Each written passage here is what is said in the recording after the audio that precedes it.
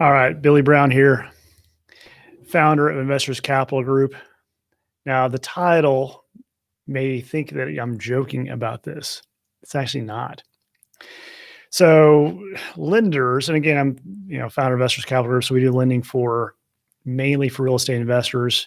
Help place that versus both depository and non-depository lenders. Help amplify their wealth. So, Investors Capital Group actually we educate, empower, and amplify for investors because we're investors ourselves. But one of the questions that I get all the time is, well, where do I put these other assets on my personal financial statement? Now, your personal financial statement, if you never fill one out, is akin to a mortgage application 1003, where it takes in all your information as far as assets, liabilities, income, and sometimes expenses, mainly on your credit side. The PFS is a little bit more robust and it's more hand-driven as far as manual, and it's mainly for commercial lending, not necessarily residential lending. So there's usually 2 pages to it. You got the first page is a summary of information. Second page is more detailed. But on the first page, they're under assets. They have a place for others. It's actually on the very first line on them there. If you need a PFS template, just send me an email below. I'll get you one. We have access to that. All your PFS, as well as schedule real estate owned, a few other documents that we're happy to share with you. But for people that have non-liquid assets, most investors right now aren't liquid because they know that the dollar they print dollars left and right. Federal Reserve printed 22 trillion this year in 2020. It's insane. I mean, the value of your dollar went greatly diminished because our money is fiat. So whether you believe in investing or not, or believe in our monetary policy or not, whatever it is, you may have assets that are not liquid, and you want to be able to show a lender, if you're going to try to get money for another project, where do you go put these other assets? It's going to be gold, silver, jewelry, those type of things.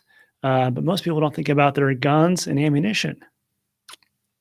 Think about that. I mean, you may have not even just a collection of them, which are valuable, but also you're around the house. I mean, the going joke is when you die, the only 2 things that really your relatives care about are your guns and your gold, because that's what's easily sellable. They don't really care about your furniture or the drapes, sometimes even the house. What about the guns and the gold? So it's valuable. It can easily be converted to liquidity. Some of my friends, and I've confessed, we actually bought some ourselves. Some of our friends, because of the cost of ammunition going up greatly because of the incoming president, bought more ammo than they would normally do because they see it as an investment. They know it's going to go up. Same thing with silver, gold, all that. It can easily be converted at current market value to cash. So where do you put this? So very simple. Long story short there on the explanation of the personal financial statement, but it's on the first page. It's under assets. If you go under other assets, it's underneath your personal property, IRAs, non-qualified retirement plans. It's just other assets. If you have a Excel sheet, you just add a line and say, what is it? List them out there if you want to, or just put a note in there like, hey, here's the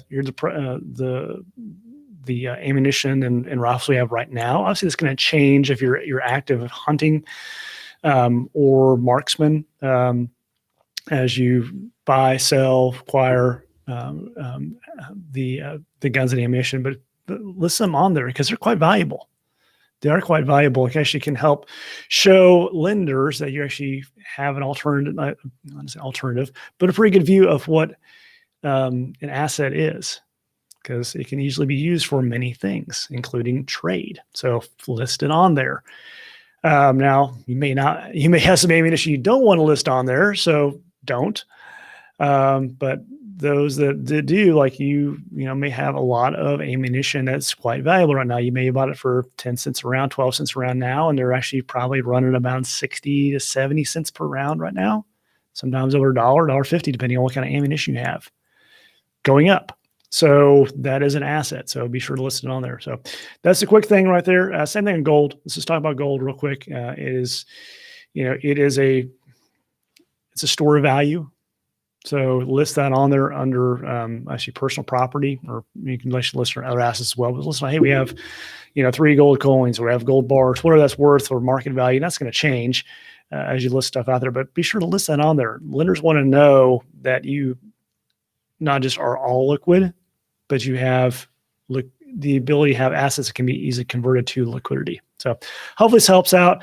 A little bit longer episode there. Hopefully we'll do a screen share at some point and go through this live on the personal financial statement and how to go fill it out. So you guys have a fantastic day. Send us an email if you have any more questions or other topics you want us to cover.